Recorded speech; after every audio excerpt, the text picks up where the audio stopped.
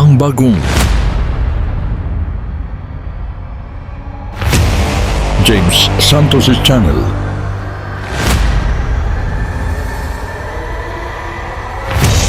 Bagong tema, bagong boses, may komentaryo. Ang pangangaral ni Brother Eli Soriano.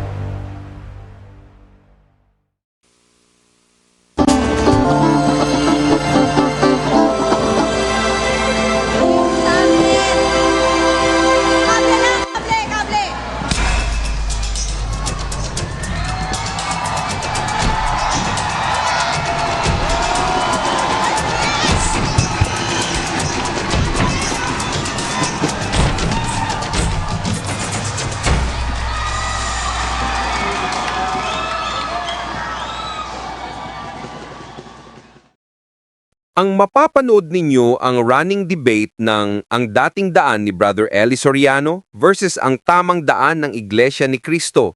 Patutugtugin natin ang buo at ginagawa natin ito sa pamamagitan ng fair use at bibigyan natin ng komento pagkatapos ng video.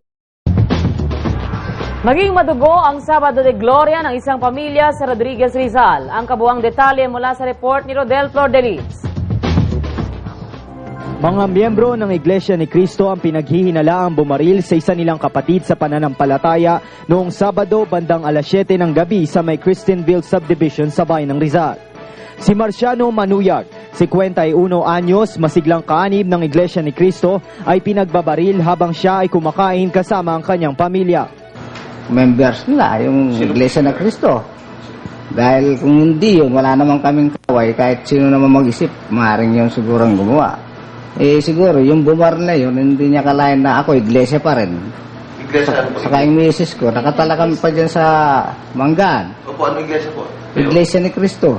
Iglesia ni Cristo po yan. Sige po. Ngayon, nung ginawa nila sa akin yung pinaputok-putokan, mabuti, hindi ako talaga namatay. Kung sino man bumaril, Brad, kapatid mo pa ako, makonsensya ka. Makikita ka rin. Si Marciano ay nagtamo ng 4 na tama ng bala sa katawan at ligtas na sa kapahamakan. Maaga namang nakaresponde ang Rodriguez Police Station kaya 1 oras matapos ang insidente ay nahuli kaagad ang taxi driver na sinasakyan ng mga salarin. Sa pahayag ng taxi driver na si Rolando Licon, 2 lalaki ang sumakay sa kanyang minamanehong sasakyan at nagsabing may susunduin lamang sa naturang subdivision para mag-inuman. Ayon naman sa asawa ng biktima na si Lydia Manuyag, siya umano at ang kanyang mga kapatid ang target ng naturang mga lalaki. Ito ay nagugat ng isiwalat nila sa isang programa sa telebisyon ang mga anomalyang nagaganap sa pamunuan ng Iglesia ni Cristo. Po yung pagpunta namin sa SBN, walang namilit sa amin, basta kusang talagang kagustuhan namin yun. Pero alam ko, kakilala siya ni Brad Larry. Brad Larry? Hindi lang po basta-basta kilala, ate ko po sila. Ayun, ate pala ni Brad Larry. Sige po, baka pwede mo makuha ang pangalan. Magandang gabi po sa inyong lahat. Kapatid ako ni Larry, ako si Lydia Erfilo. Masiglang kaanib pa ngayon sa Iglesia ni Cristo. Ngayon, ayaw ko sanang magsalita dito kasi nakikita yung mukha ko sa TV. Makikita ako ng lokal namin. Natatakot ako baka kasi nung hindi pa kaanib ang kapatid ko, alam ko na marami siyang anomalya na nalalaman.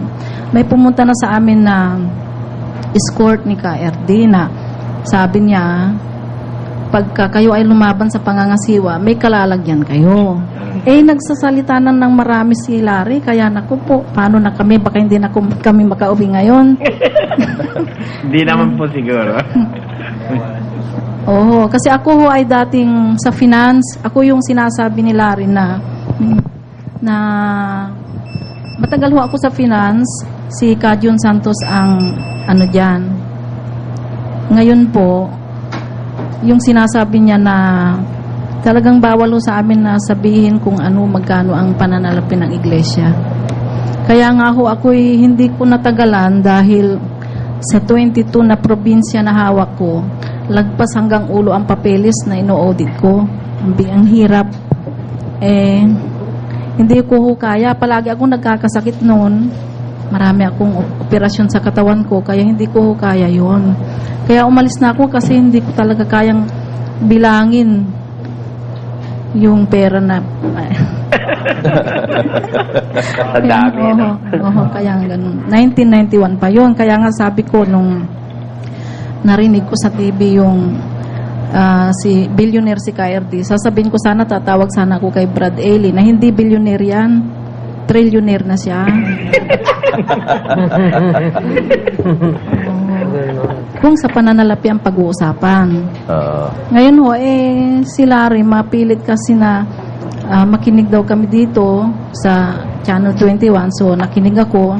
Nung narinig ko na palaging nagmumura si Brad Ely, nag-aaway kaming dalawa. Kasi bakit ako nagmumura to? Pero nung matagal-tagal na, naunawaan ko na rin yun. At saka, naku po, baka andyan yung asawa ko kasi bumabay dahil ayaw niya sanang magsalita ako dito kasi ho, ang hanap buhay namin nasa tapat ng kapilya mismo. Baka hindi na ho ako makapunta doon. Yun po. Pero bahala na ho ang Panginoon Diyos kung talagang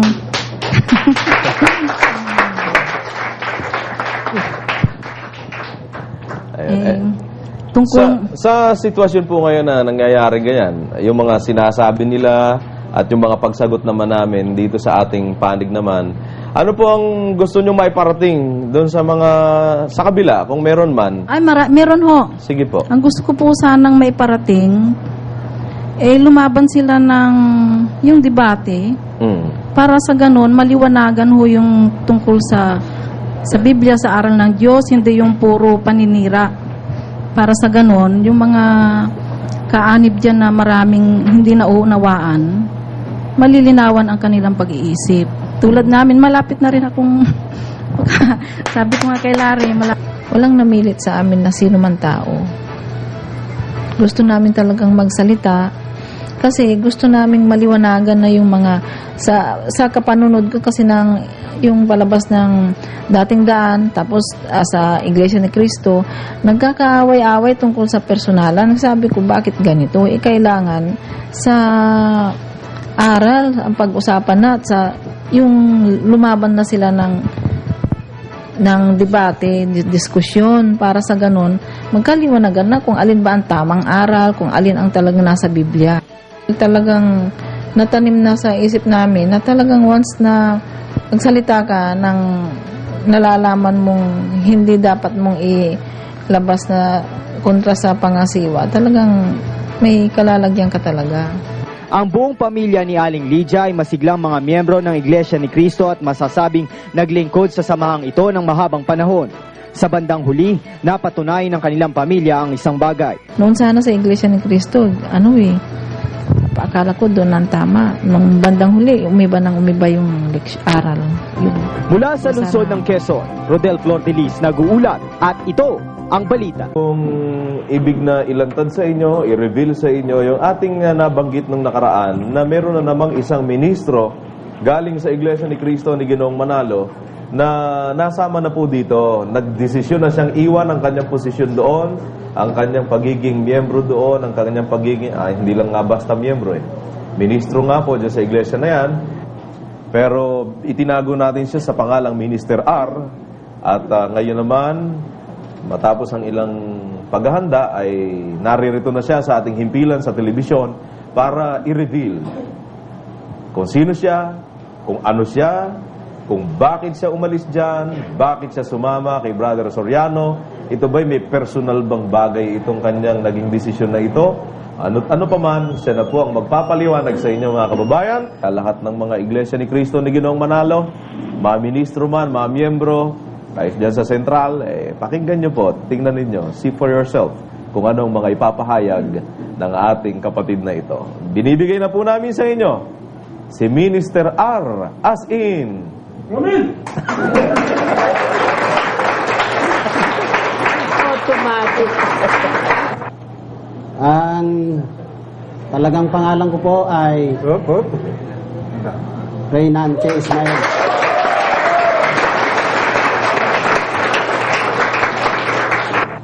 Ako po ay handog po sa Iglesia ni Cristo 1914. Ibig sabihin doon na pinanganak. Ang mga kapatid ko po ay mga matitibay na mga may tungkulin sa iglesia. May mga diakono at diakonesa sa kanila. Ang tatay ko hindi rin simpleng kaanib. Isa po siya sa mga matatandang ministro sa Iglesia ni Cristo. Ako po ay naging ministro sa iglesyang yan sa loob po ng halos 17 taon. Naordinahan po ako ng 1982. Subalit may 6 na taon pang ginawa kaming pag-aaral bago kami naordinahan. Sa bagay, maraming beses ko nang naipaliwanag kung bakit ko iniwan ang iglesyang yan at bakit ako naririto ngayon. Ba, di pa kapatid, gayon nyo lang papaliwanag yan dahil ngayon lang nila mapapanood yan, kapatid na rin. Oo. Ngayon ko lang Huwag nyo ipaliwanag nang paliwanag nakikita nila yan. Apo. yung aking mukha dito sa telebisyon. Bakit ko nga ba iniwan ang relisyon na yan? Sapagkat napatunayan ko sa aking pagsasaliksik na ang mga aral sa iglesyang yan ay mali, pabago-bago, at mga salungatan. Alam ba ninyo kung sino ang isa sa talagang nakapagbukas ng aking kaisipan tungkol dyan? Si Brother Eli Soriano.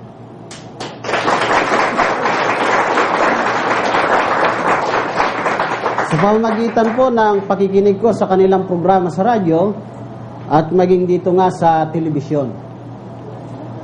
Hindi ko na pakakahabaan pa yung tungkol sa mga maling aral na binabanggit ko sapagkat more or less, alam nyo na po yan. Ano po?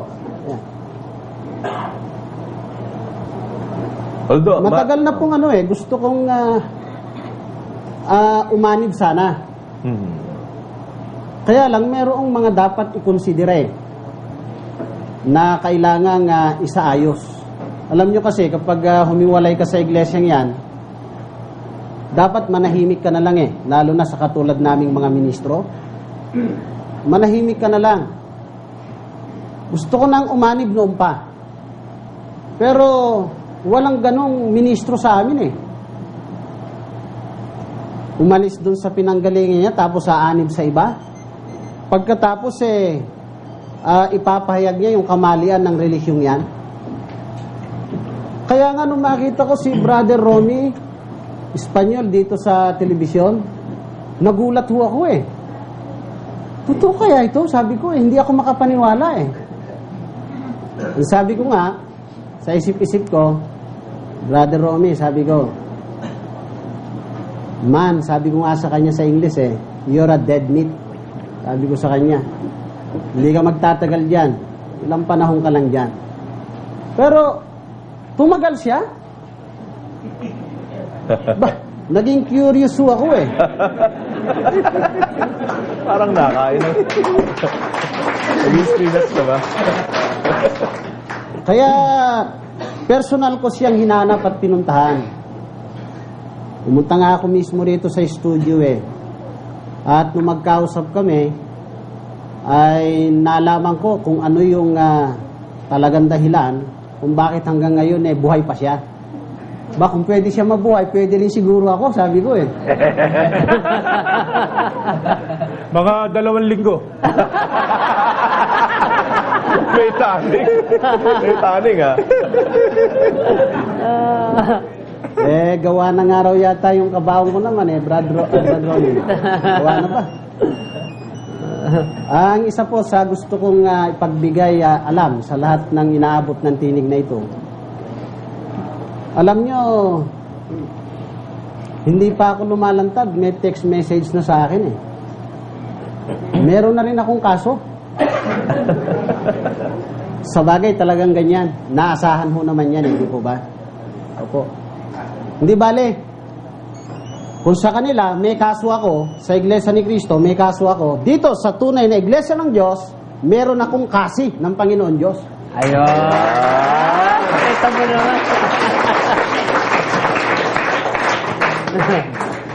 Huwag nating gawing masyadong personal ito, mga dating kasamahan naming mga ministro sa Iglesia ni Cristo. Sa aral po tayo, magtutuos. Doon tayo mag-concentrate. Huwag sa ibang mga bagay. At siguro, pangarap kong dumating ang panahon para medyo mapahinga naman si Brother Eli. Opo. Kung mabibigyan sana kami ng pagkakataon balang araw Na kami na mismo ang haharap sa mga dati naming kasamahan sa iglesia. parang napanood ko na. Parang napanood ko yan sa Arma. No? Alam mo, Brother Ray, ang problema natin, ay lumaban eh. Baka sakaling sa akin lalaban Baka sa'yo. Oo, baka sakali. Baka sakali, kung di man sila haharap doon sa iba, baka sa akin kasi baka akala nila pipitsugin Brother Romy. Masundot ko lang, Brother Ray. Doon nabanggit niyo po yung mga aral kanyo. Alin ba doon sa mga partikular na aral ang agad yung parang pinagtuunan ng pansin na sinuri nyo para bago kayo napunta po dito? Nabanggit na kanina alam na raw ng mga nakikinig. Pero for the sake of those who have tuned in ngayon lang po. Oo, dito. Kasi maring nabanggit nyo po yan ng pahapyaw, bali no, sinutukoy niya doon sa broadcast sa radyo. Oo. Pero hindi naman po lahat kasi nakakatutok sa radyo. Iba naman talaga sa television lang umaabot. Kahit yung mga striking lang po na mga puntos, kapatid na Ray. Kaya ako gusto ko lahat ng puntos. Okay. As you wish. Mas maganda Mamaya pa tayo. Pasintabi muna. Tama yung sabi ni Brad Ray na pag kami hinarap ng mga ministro sa Iglesia ni Cristo, di kakalagyan sila tiyak para silang sumagupa. Sa aeroplanong may hilang karong parang ito. Alam namin kung saan sila dadaan kaya mahirapan sila. Di ba, Brad Ray? Sige. Babanggit tayo ng ilan doon sa mga aral. Sige po. Opo. Karay. Una po, yung aral na ukol sa sugo. Ano pong particular tungkol sa sugo? Nung una at yan mababasa naman sa mga opisyal na artikulo dyan sa pasugo. Tingnan po natin kung masusuplehan natin ng para sa... Pakibanggit nyo lang po at baka meron tayo. Halimbawa, nung una, ang banggit nila, si kapatid na Felix Manalo, ang huling sugo. Ngayon, si kapatid na Felix Manalo ang sugo ng Diyos sa huling araw. Parang may similarity sa tunog, pero malaki po pagkakaiba nun. Sa unang pangungusap po, ang tinutumbok ng salitang huli roon ay kung pang-ilan si Ginoong Felix Manalo sa mga sugong kinikilala nila, di po ba? That's right. Si kapatid na Felix Manalo ang huling sugo. That's right. Kinikilala nilang sugo ang kapatid nilang Felix Manalo na huling sugo. Kapag sinabing huli, wala nang kasunod. Punta tayo dun sa ikalawang pangungusap. Si kapatid na Felix Manalo ang sugo ng Diyos sa huling araw. Sugo siya ng Diyos. Pero, maaaring may kasunod pa, di po ba? Doon sa pangalawang pangungusap na yon, ang pinagdidiinan ng salitang huling araw, hindi na yung pagiging huling sugo, kundi yung pagiging huling sugo araw, huling panahon, di po ba? Bakit kaya ganon? Nila hinilot yan. Kasi po, nung buhay pa si Ginoong Felix Manalo, ay safety sabihin nila na siya ang huling sugo. Buhay pa Ayan. Na doon, nagtuturo Maputol po namin kay Brother Ray. Isusupply lang po namin kayo ng referensya. Ito, para patunayan lang po yung sinasabi ni Brother Ray. Ito pa yung isa naman. Ito po yung pasugo. Ito yung nasa page 7. Ito, nakalagay. Babasahin natin, kapatid na Dani, dahil yung mga nakikinig sa radyo, hindi nakikita yung mga pina-flash natin sa TV screens na referensya. Ang nakalagay po dyan sa pahina 7 ng Pasugo, issue ito ng 1956, ay sa page 7, ang huling sugo ng Diyos sa wakas ng lupa. Ang writer po nito, Pedro Reyes Villanueva. At dito naman, kapatid na Josel, sa isa, Brother Felix Y. Manalo, God's Last Messenger. Last na po ito. Dito naman po, sa isang aklat na sinulat naman ni Ginoong Eranio G. Manalo, ang mga pangunahing aral na sinasampalatayanan ng Iglesia ni Cristo. Ito naman yung sinasabi ni Brother Ray sa leksyon bilang 8. Kapatid na Felix Manalo, sugo ng Diyos sa huling araw. Paksa, si kapatid na Felix Manalo, ang sugo ng Diyos sa huling araw. Yun po. Sige po. Tuloy nyo na po. Nung buhay pa, si Ginoong Felix Manalo, sabi ko nga kanina, sa kapakananong hindi nakapakinig, ay applicable pa sa kanila yon. Safety sila ron. Sapagat sugo buhay pa nangangaral pa noong papagpahingahin na mayapa na, medyo may problema. Ano problema? Kasi nakasulat sa Biblia na ipinangangaral din naman nila sa Roma 10:15, paano sila magsisipangaral kung hindi sila sinugo, di ba? Sila yon, Brother Ray. Opo. Hindi particular na isang tao yon. Ano nakalagay Opo. doon, sila? Ibig sabihin nung question na yon, ang sugo ang may karapatang mangaral. Wala na si Ginoong Felix Manalo. Nangangaral sila ngayon. Lumilitaw na kung mangangaral sila, dapat sugo sila, di po ba? Right. Yan ang aangkinin nila, nasugo sila Kaya nga, sugo ng Diyos sa huling araw sa dakong huli para naman maisingit nila yung kanilang sarili. Sa Dahil unang pagka ini-reiterate yung huling sugo, lalabas hindi na sila sugo, kapatid na rin. Opo wala silang karapatang mangaral. Opo. Wala silang karapatang mangaral. Kaya para magkaroon sila ng karapatang mangaral, binago yung pangungusap na yon. At mind you, kapatid na rin, may aral sila ngayon, patutunayan ko, hindi galing kay Mr. Manalo. Opo. Kung wala silang karapatang mangaral, lalabas unauthorized yun. Dahil hindi galing kay Mr. Manalo yun Madidimanda sila pag... Opo. May aral sila tiyak, definitely, hindi galing kay Mr. Manalo. Lalo na, hindi naman nakabasa ng lamsa si Mr. Manalo. Di ba? Opo. Meron na bang lamsa nun? Wala Tinugay-gayan ko lahat ng batayan nila during the time. And even after the death of Mr. Manalo. Dahil hindi pa uso lamsa nun. Wala silang referensya sa lamsa dun sa 2028 ng gawa Laging 16 na Roma yan.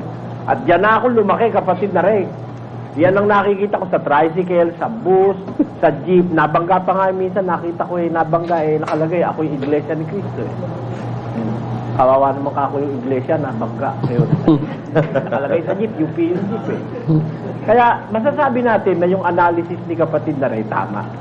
Kaya kung po sinasabing tama, kapatid, kasi mawawalan sila ng karapatang mangaral dahil hindi sila sugo paano silang magsisipangaral kundi sila mga sinugo?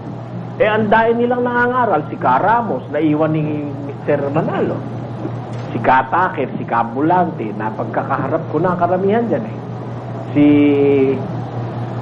Karamil, saka si Kabularan, ayan. Paano ngayon nangangaral niya, hindi pala sinugo? Kung huling sugo nga si Mr. Manalo. Pero doon sa analysis ni kapatid na Ray, lumalabas, tama yung analysis niya. Kaya pinalitan, medyo naglaylo sila doon sa huling sugo. Ginawa nilang sugo ng Diyos sa huling araw. Palpak pa rin, kapatid na Ray. Yung palpak pa rin Kasi huling araw ang ginamit Kung basahin ko sa Biblia, yung huling araw, pagbabangon na ng mga patay Wala kasing mga singular na huling araw lang ngayon, binalikan tayo. Sabi, kung makabasa kami ng Huling araw. talatang huling araw, hindi magbabago ng patay. Binasa ba naman huling araw ng piyesta?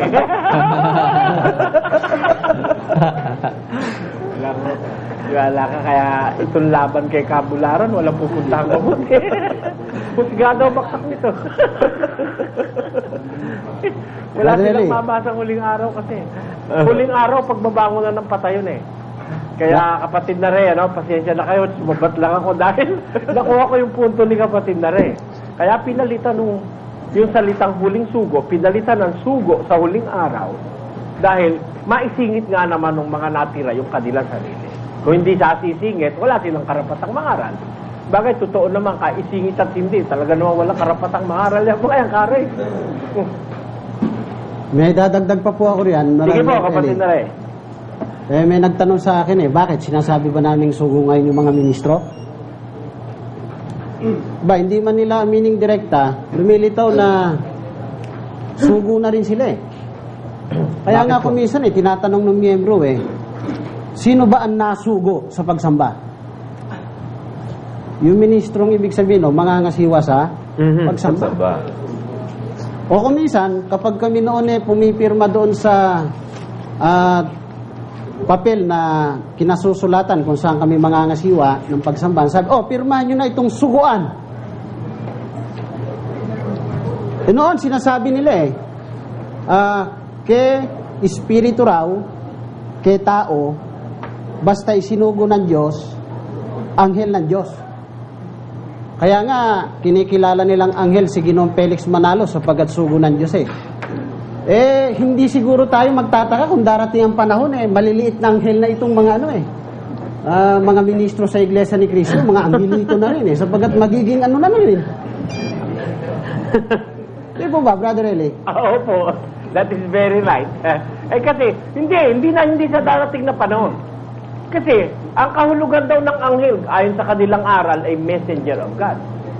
Ngayon, ang angkin nila, yung mga messenger sila, di katakot-takot silang anghel ngayon dyan. Kaya nga hindi lalapat sa hula. Dahil ang nakita dun sa sikatan ng araw, isang anghel lang they have a host of angels. Mula kay Kaerdi hanggang kay Kaedi, hanggang kay Karamos. Sa anak ni Karamos, kay Santiago, anak ni Santiago. Lahat sila. Puro anghel na sila ngayon sa kakamalasan, walang nakita si San Juan. Sa Apokalipsis, nakakita ko ng mga anghel na umaakyat sa sikatan ng araw. Wala na Ang nakita ni San Juan, nagkaroon ng pagbabaka sa langit. Si Miguel at ang kanyang mga anghel ay nakipagbaka. Ang dragon at ang kanyang mga anghel ay nakipagbaka. Yun ang maraming anghel na nakita niya. Oo, yun ang mga anghel. Pero yung makita sa sikatan ng araw, isang anghel lang yun The Bible must be very exact. Kaya, kung talagang si Mr. Manalo yung umaakit sikatan ng araw, dapat may nakita si San Juan ng mga nung nakaakyat na pababa na, meron namang host of other angels na sa katauhan ng mga ministro nila ngayon na nakita rin ni San Juan. Wala po Kaya masasabi natin, kapatid na Ray, hindi man nila sabihin, so kumakatawan sila ngayon sa mga anghel sa paniniwala nilang ang messenger ng Diyos ay mga anghel. Yan po. Ang kahulugan daw ng anghel ay messenger. Di ba kapatid na? Mas mabuti siguro ipakikita natin pagka meron tayong tinatalakay na ganyan, Opo. Sa TV screen, kapatid na, pati yung Kunin po natin. mga ebidensya kay kapatid na Reyna. Talagang siya ay ministro at siya ay writer pa ng pasugo, kapatid. At bukod pa saka doon, hindi siya basta ministro, kundi siya ay nagtapos sa New Era at pagkatapos nagtapos pa siya nung ASPOM na sinasabi nila, yung Advanced Studies for Foreign Mission. Kaya siya ay nakatalagang pwedeng ipadala sa ibang bansa para sa misyon ng Iglesia. Ayun. Ganun yun. Sa makatwid po ng Brother Ray, kapatid na Josel, si Brother Ray ay hindi isang ministro namang sasabihin kakaning itik, kapatid na Josel. At to name a few, ano-ano pong mga lokal ang inyong nadistinuhan ka, Ray? Nadistino po ako riyan dito sa may Sampaloc. Nadistino po ako dito sa Tipas, Taguig Rizal nung pa kasi Opo. Pero Metro Manila na ngayon. Destino ako dyan sa Kalumpang, Marikina. Sa Port Bonifacio. Kung isa-isahin ko, Brother Josel, napakarami yan eh. Oo. For 17 years, kapatid na rin. Opo. Nadestino ako ng mga probinsyang Tarlac, Nueva Ecija, Nueva Vizcaya.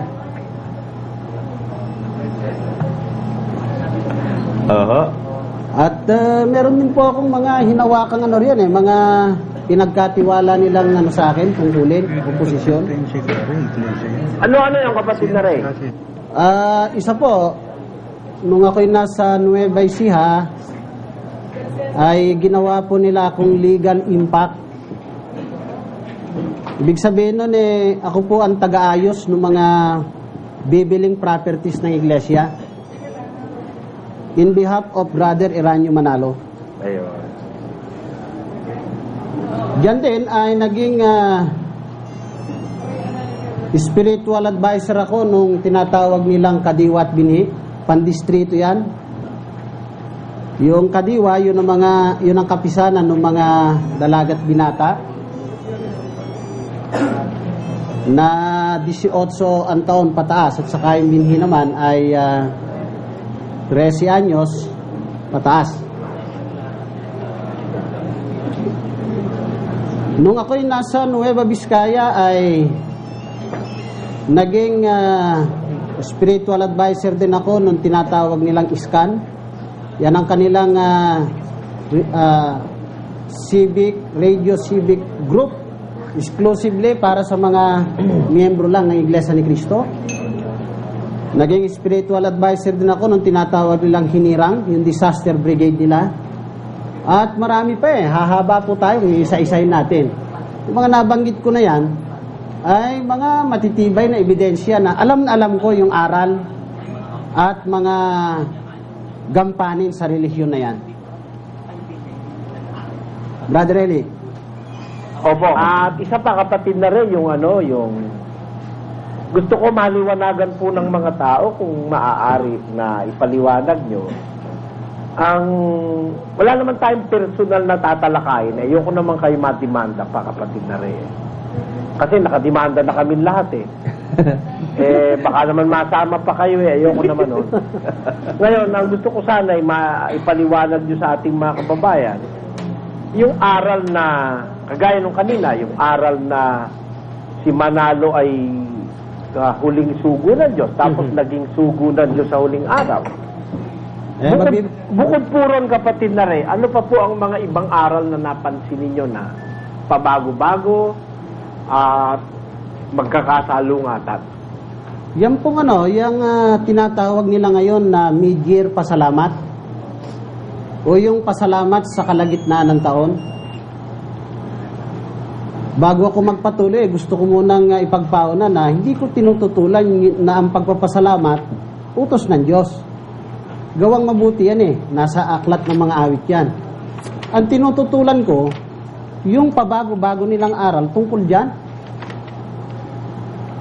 Paano po yung kapatid na rin? Alam po ba ninyo na noon lang pong July 27, 1979, una nilang isinagawa yan?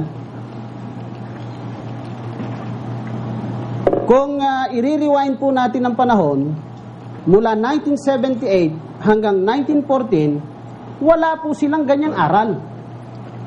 At wala silang ganyang aktibidad na isinagawa. Halimbawa, sa Pasugo, 1978 hanggang 1914, meron ba artikulo roon na tumatalakay na ang pasalamat sa kalagitnaan ng taon, may kalakip na salapi, utos ng Diyos?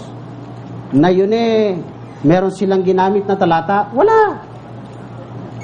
Leksyon sa pagsamba, mula 1914 hanggang 1978, meron ba? Kayo na mga dating kapatid, meron ba kayo napakinggang ganun sa pagsambang itineksto sa atin? Wala. Sa pandoktrina tayo pumunta. Meron akong kopyang pandoktrina 1962. Panahong buhay pa ang Ginoong Felix Manalo. Wala pong ano ron binabanggit na migir pasalamat 1964, meron din akong pandoktrina niyan. 1974, 75, 76, 77. Wala. Kailan lang ho lumitaw yan sa kanilang pandoktrina? Lumitaw lang po yan noong serye 1989 na. Napansin po ba ninyo? 10 taon na nilang isinagawa yung aktibidad na yan bago itinurong doktrina. Sa pagsamba, kailan nila unang itinuro sa pagsamba na yan di umano ay aral ng Diyos? Noon lang hong July 24, 1983, if my memory serves me right, 4 na taon na nilang isinasagawa yung aktibidad na yan nung ituro kung bakit isinasagawa yan. Napansin po ba ninyo? Bago itinurong doktrina, 10 taon na nakalilipas. Bago itinuro sa pagsamba, 4 na taon nang nakalilipas na ginawa nila yan. Alam nyo, Brother Eli, may nalalabag pong aral dyan doon sa Mateo 28:20. Opo. Ano po ba sabi ng Panginoong Jesucristo roon? Sabi niya, ituro ninyo, naganapin ang lahat ng niutos ko sa inyo. Alin po ang mauna? Yung pagganap o yung pagtuturo? Natural yung pagtuturo. Sa kanila naman, naunang ipinatupad. Bago itinuro. Baliktad di po ba? At saka kapatid na rin, maidagdag ko po, yung lahat ng namatay na miyembro, nung bago nila itinuro yon, gumaganap, hindi kumpleto ang pagganap, kapatid na rin. Opo. At ang nakatatawag po ng pansin dyan naalala ko tuloy yung salita ni kapatid na Ramil sa isang programa nila sa telebisyon na Brother Eli. Ang sabi nila sa inyo baliktad daw isip nyo eto, ang sabi ni Kristo, mauna yung pagtuturo bago pagtupad, di ba? Sa kanila, nauna yung pagtupad bago pagtuturo O Brother Ramel, sino ngayon ang baliktad ang isip?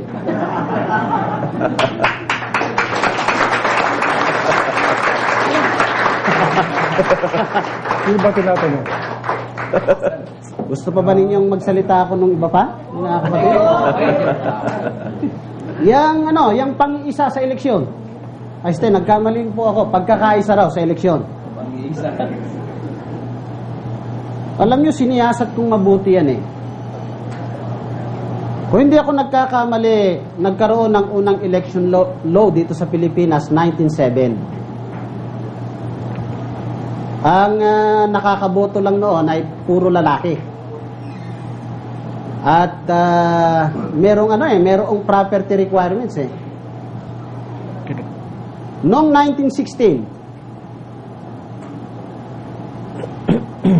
ay nagkaroon ng pagbabago sa pamamagitan ng tinatawag yata nilang Jones Law, kung natatandaan ko, po.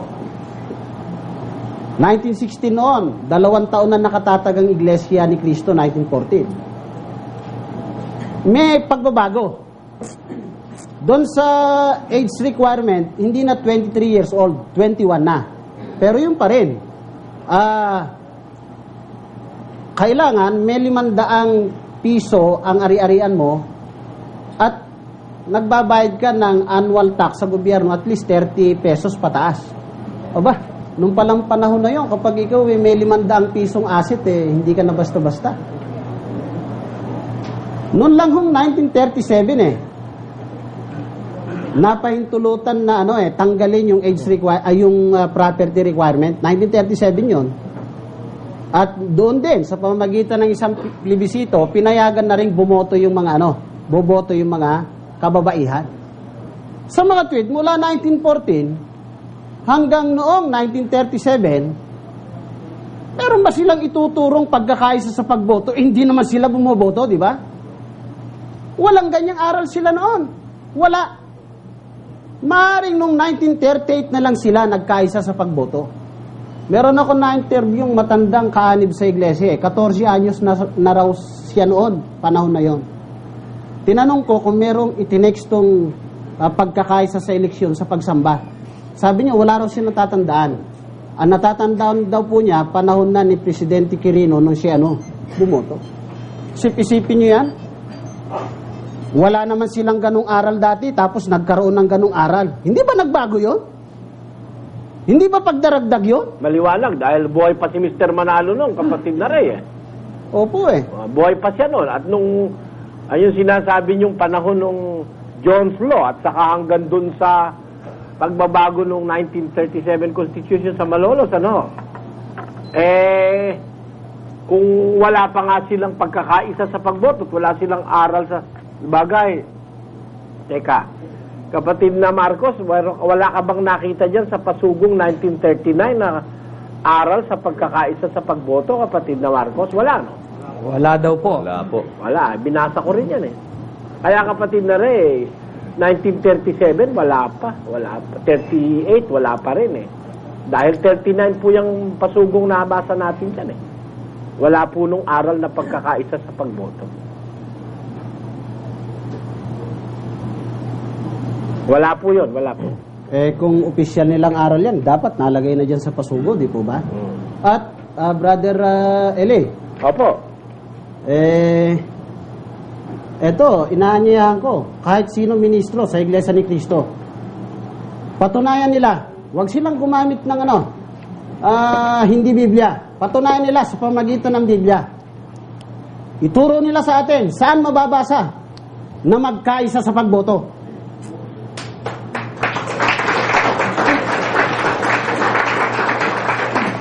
At dito, inaanyayahan natin silang harapin tayo sa isang maginoong pag-uusap ukol sa relihiyon.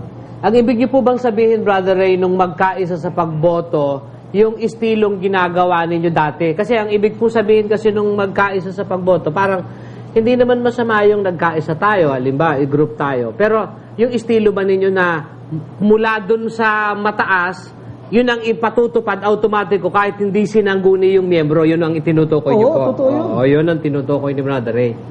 Na parang magkaisa ang tawag, pero mula doon sa mataas lang, ibababa, yari na ang desisyon. Oo. Mayroon ng sample balot. Lumalabas dikta. Kung ano yung sabihin ng nasa taas, kailangan na yun ang iboto. Kung hindi po iboto, Kare, ano pong consequences sa miyembro? Bay, titiwalag yun. Ha? Aha. Titiwalag yun. Ang katumbas po'y tiwalag pagka hindi ka sumunod. Isipin mo, hindi naman aral ng Diyos matitiwalag ka? Kayo po ba'y nakasaksi na ng ganong kalagayan na pangyayari na hindi niya ibinoto yung ipinaboboto ng galing sa taas, itiniwalag? Ay, opo. Ako pa nga po ang nagre-recommend ng matiwalag yun. Kapag Ayan. At Brad Danny, si Ka Cesar Adamos, panauhin din po natin ngayon. Tumatango rin siya. Mukhang may alam siyang mga ganong pangyayari din na tungkol sa eleksyon. Hindi na Pa-confirma sunod natin. yun. Ayun po mo naman sa panel si Kate. Ayan na po eh. Magandang gabi po. Magandang gabi po, Kapatid Cesar. Ako po yung napasugod dito dahil ako yung nasa bahay. Napanood ko na may text pinaka Brother Danny na pasasabugin daw ng grenade lancer itong ating kuhan.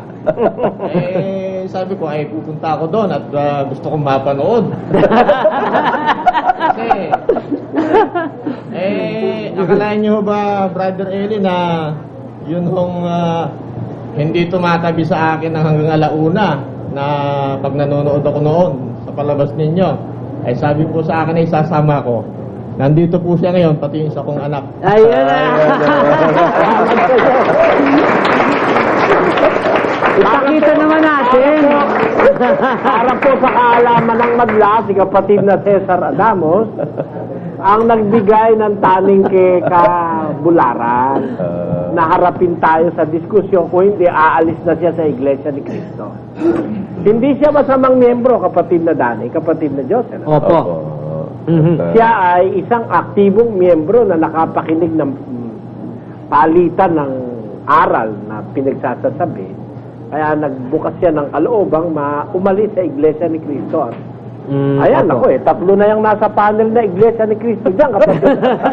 At yung mga Iglesia ni Cristo na hindi mga babaero yan, kaya natiwalag. Hindi nang agaw ng asawa yan. Ano? Kapatid na rin, ano? Opo naman. Si Brother Romy, siya raw ang inagaw eh. Hindi, ako tinangayo.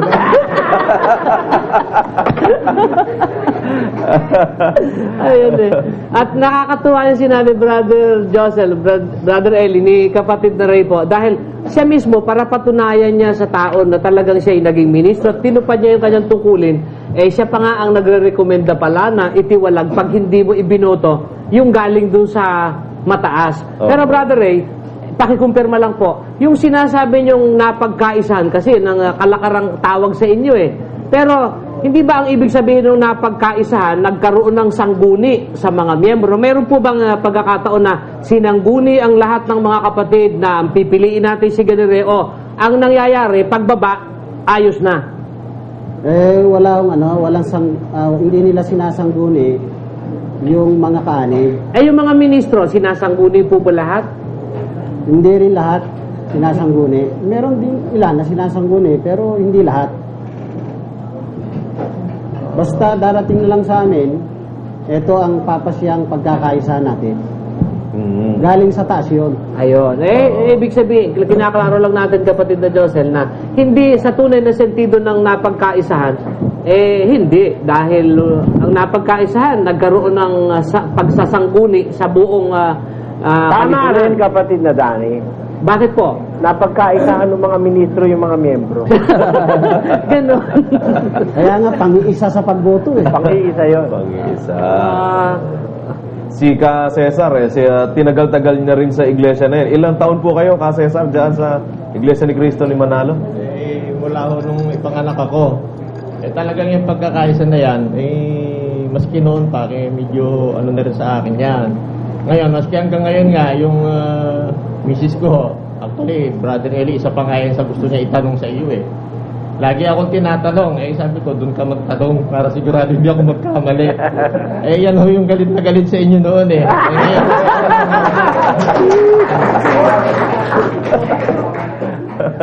At saka totoo talaga yun, maski siguro tanongin nyo siya. Ayan, miyembro yan, aktibong miyembro yan. Ang pati yung akong bunso, nandyan din. Kaya lang napagtatalunan nga ho lagi namin yan. Sa kanya, yung pagkakaisa.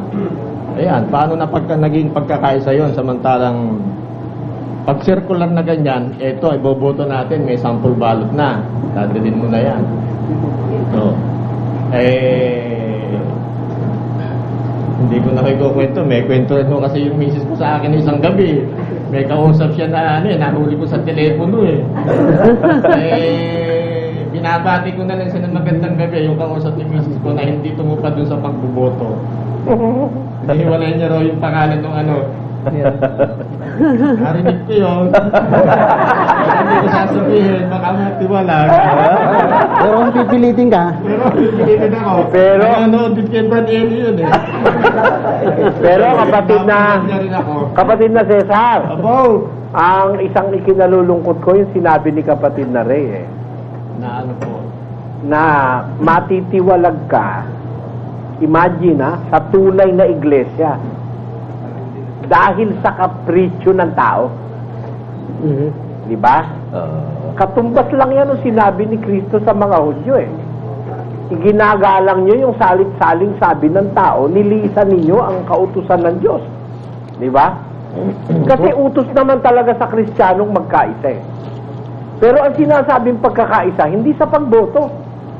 Yung sinabi ni kapatid na Ray kanina, nabasahin nila sa Biblia, huwag silang babasa sa iba, no? Sa dictionary, sa election, sa omnibus election code, etc. Huwag ka lang babasa ron. Sa Biblia po basahin.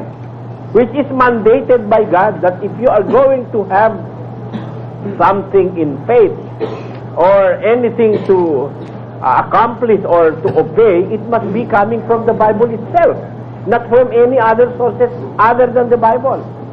Wala silang mababasang ang Kristiyano nagkaisang bumoto At wala silang mababasang nagkaisa sa pagboto sa isang pinuno na hindi naman nila kapatid. Eh alam nyo, yung mga hindi kapatid sa iglesia, ang tawag dyan sa Biblia, walang halaga sa iglesia. Pakibasa kapatid na ito. Ganito po ang sinasabi sa aklat ng unang Korinto. Ito po'y nasa 6 at ang talata po ay 4. Kung kayo nga'y mayroong usapin na mga bagay na nauukol sa buhay na ito, ilalagay baga ninyo upang magsihatol ang mga taong walang halaga sa iglesia? Ibig sabihin, bawal humatol among the members of the church yung walang halaga sa iglesia.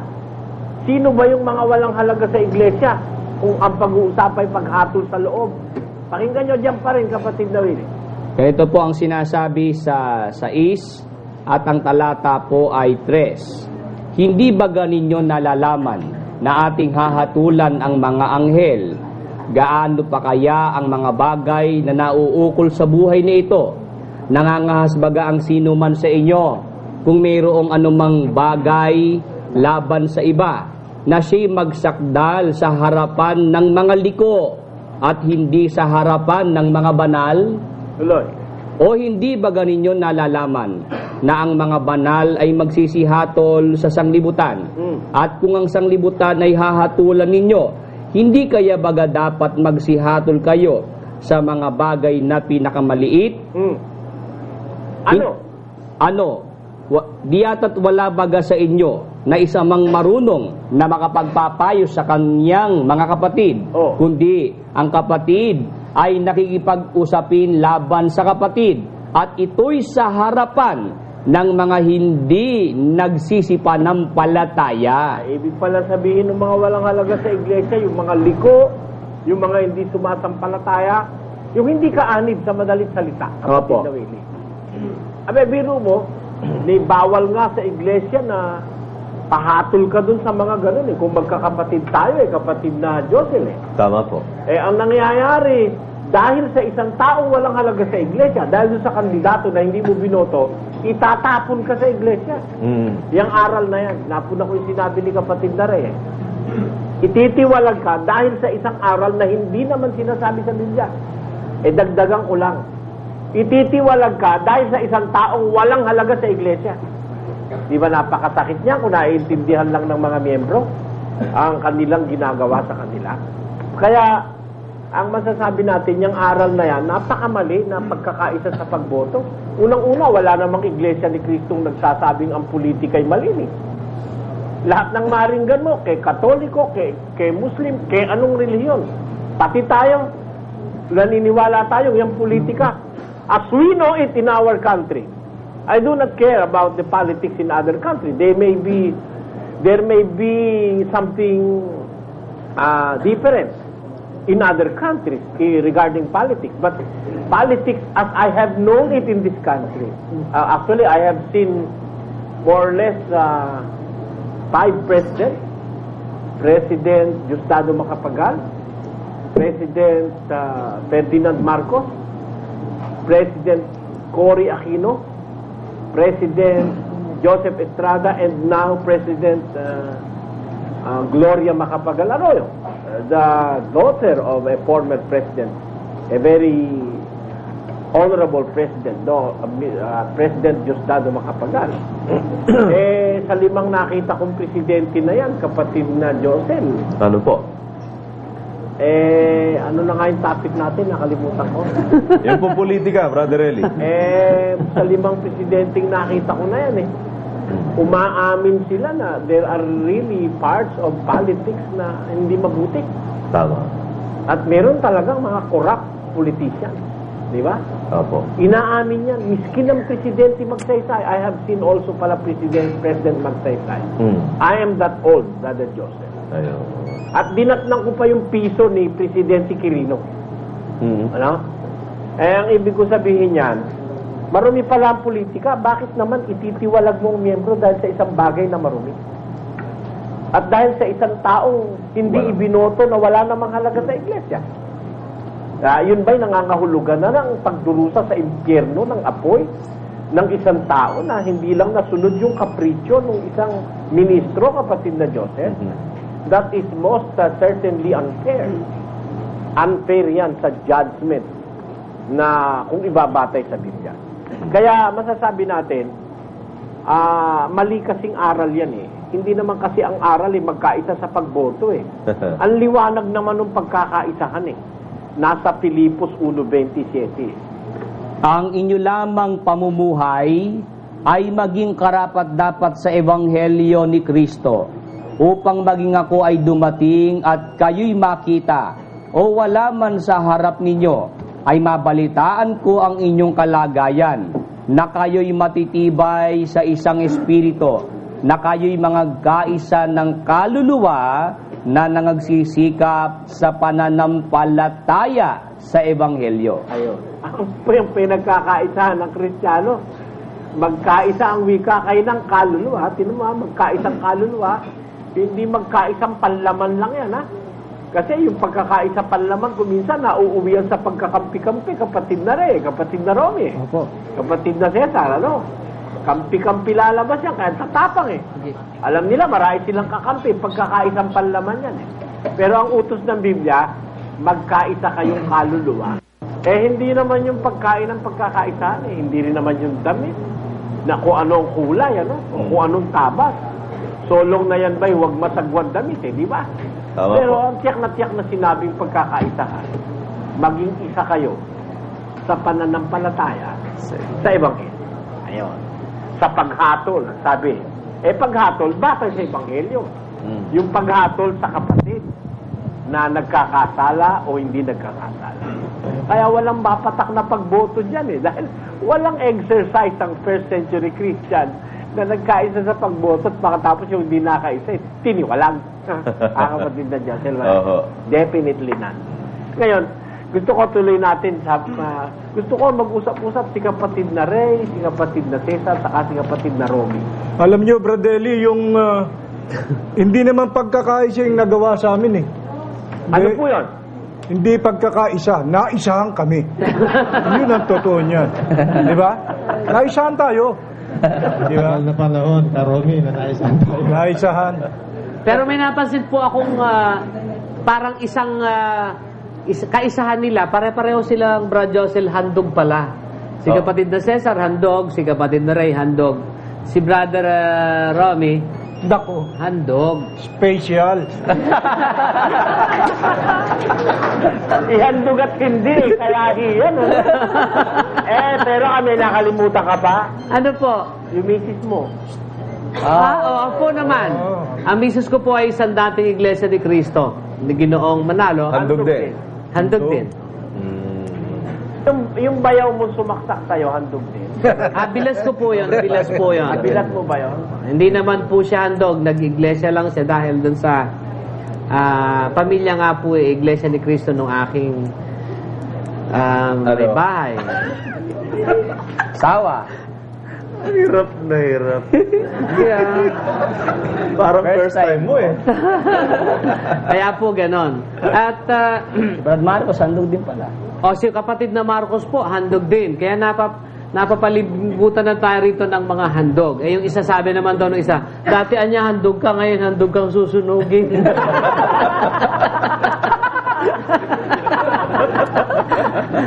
Mabutit na alis kayo pala yung mga handog na susunugin. Anyway, balik natin sa kanila para alam nyo, excited ko ang mga taga-subaybay natin na makarinig sa inyo. Ako ayoko muna, mananahimik muna ako ngayon. Gusto ko sila magsalita. No?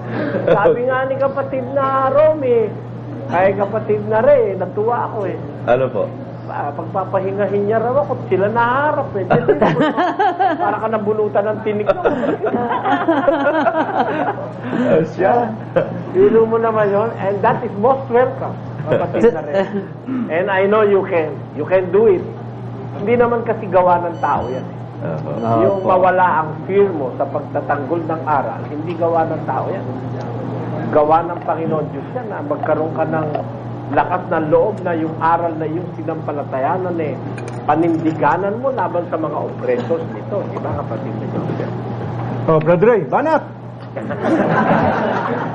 Para malibelo ka, welcome to the club.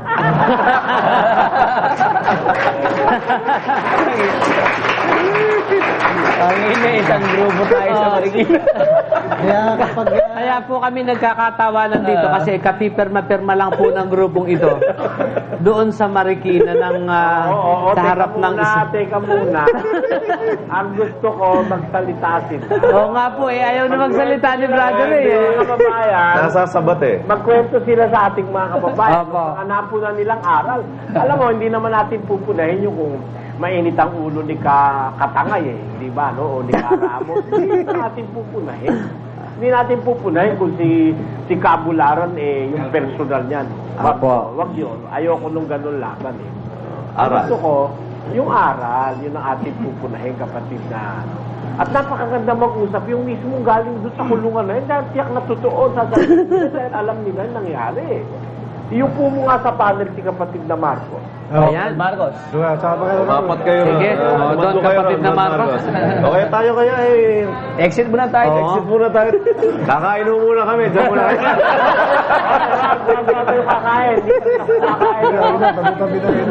Doon kayo tabi-tabi, pare-parehong handog. At pagdating ng grenade launcher dyan, masama kayo, no ba? Sige. Dalangin natin sa Diyos na sana bigyan ng lakas yung mga tao na yan para makatulong natin silang mahango ang mga naiisahang kababayan natin, kapatid na Diyos. Tama po yan. Okay. Nasa panel na po mga kababayan. Ngayon, 4. 2 ministro, isang nagmanggagawa, isang handog na pagkatagal-tagal nakasama pa. Yung mga batikan ng mga pastor at ministro dyan. The likes of, sino nga pong mga pangalan nyo, Kasesar? Yung mga sinasamahan nyo sa debate noon, ng mga ministro ninyo? Noong panahon namin sa probinsya, elementary pa po ako, lumalakad po kami ng mga 10 kilometro, makadalo lang ako sa mga debate noon. Oo. Katulad nga nung ngayon, meron nung dumalaw sa akin na diakon nung nakaraan. Miyembro na po ako rito. Ako parang gustong kausapin. Baka lang ako naman daw wala namang sinasabing nasa mga iglesia. Baka sakaling ako'y makabalik pa uli. Makuha. Nung pagbungat pa lang po sa amin sabi ko magandang gabi kapatid. Tuloy ka. Pagkasabi na ganyan, napanood kita kasi sa TV. Wala, nanonood ka, susumbong kita. Tapos, alam ko, sabi ko sa kanya, alam ko kung anong nangyari mo sa akin. Sabi ko, i-present ako sa kanya, bakit ganito, bakit yung aral natin noon, ganito, si Cristo ang isang pastor na bago. Tapos, ang sinasabi ko na minanage ng gusto na maganda ng Iglesia ni Cristo ay yung sa pananalapi, sa kaayusan, at sa maging makapangyarihan. Subalit yung ating aral, mukhang yun yatang nakalimutan, sabi ko. Kasi hindi natin matututulan kaya hindi tayo makalaban. Naka-imprenta sa pasugo natin. Alam natin ang pasugo. Hindi natin pwedeng tanggihan yun Dahil nabanggit ko na nga dito noon, nung panahon namin, meron pa kaming mga contest sa pasugo. Ayun palang mga issue ng pasugo na dyan po sa Rizal, ako yung naging champion sa pasugo contest. Pero hindi ko po alam yung mga binawasan ninyo.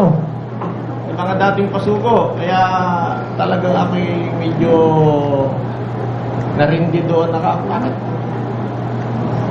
Ang totoo, pati nga ho yung misis ko, humihingi na rin siya ngayon ng kopya ng pagpapatong ng kamay daw. Yun, humihingi ng kopya. Nandito ho siya ngayon Bigyan kapatid. Automatic. At saka yung, yan nga ho ang itatanong nga niya, yan din yung pagkakaisa. Ano raw ho ang pagkakaintindi niyo sa pagkakaisa dyan sa pagboto, kung meron talaga sa Biblia. Ayun nga, pinapaliwanag ko rin sa kanya, mas mabuti ikaw nalang pumunta ron at magtanong kay Brad Eli. Wag ka na. Kaya, pagdating nga doon sa mga aral, yun ang lagi kong binabanggit sa kanila. Noong October 17, birthday ng nanay ko, doon sa lokal ho yan ng sa may Marikina, Pinakamatanda ng iglesia yan. Diakonesa ho yan na nag-retire na dahil malabo yung mata. Opo, nanonood siya ngayon. Kada taon ho yan, ipinapanalangin ng kahit sinong destinado doon. Ay nung ako'y pumunta roon, nakita ko yung ministro, pinakilala ako ng nanay ko. Ang sabi ba naman napanood ko kayo sa TV. Oo. Sabi ko, kailan mo ba tayo lalaban? Sabi ko sa kanya, malapit na ho. Sabi sa akin, malapit na nga ho paghuhukom. Kako, hindi pa tayo lumalaban Baka abutan na tayo ng paghuhukom. Kako, wala ka na. Nakita nyo naman, ako lang ang naiiba rito ngayon. Lahat ng nandito, puro iglesia ni Cristo, mula nanay ko, kapatid ko, lahat ng apo niya. Ako lang ho ang iba rito. Ako. Aabutin na ng paghuhukom, hindi pa yata lalaban. Pagbaba ko ho na ganyan, yung pala, yung misis ko, kinausap ng simplihan binasahan ng mga sitas. Magtibay daw sa aral. Sabi ko, sana sinabi niya yun, nung nakarap ako, dahil ang sasabihin ko sa kanya, kaya nga ako umalis dyan dahil ako'y tumibay sa aral ni Kristo na hindi nagbabago. Dahil ang kautusan ni Kristo, hanggang sa pagdating niya, hindi mababago, walang pagbabago. Yun at yun din ko ano yung nasa Biblia. Subalit sa dami ng mga aral na nakita kong pagbabago dyan, doon talaga ako narindi. At yung mga napakinggan nyo sa pasugo, kapatid natin, ha? Yun nga ho talaga ang inuumpisahan ko. At yun din ho ang pinapanalangin ko. Actually, no isang gabi, yung kapatid ko na umuwi dito, papunta galing ng Canada, nakausap ko rin nung linggo hanggang alauna ng madaling araw kami. Sabi nga niya, yan na nga rin ang napupuna ko Sabi sa akin na yung aral natin, kasi nung yung edad ko at saka yung mga kaidaran namin, alam yung mga dating aral. Kaya na ako kumpara. Kaya yung mga kapatid sa Iglesia ni Cristo, mga kapatid ko dati, hindi naman ho natin kasi dapat na na personalin itong mga ganitong pag-aaral kasi Biblia naman ho lahat ito. Wala ho namang masama. Pag-aralan natin para hindi na lang tayo hanggang doon na lang sa ang sitas na alam lang natin. Roma 16:16 na hindi pa may paliwanag hanggang ngayon. Maski na yung misis ko nga tinatanong nga ako sa akin, di alam mo na ngayon yung banal na halik. Ay, oo, alam ko na. Ano yun? Hindi naman kita kapatid Sabi ko, utos na kapatid yun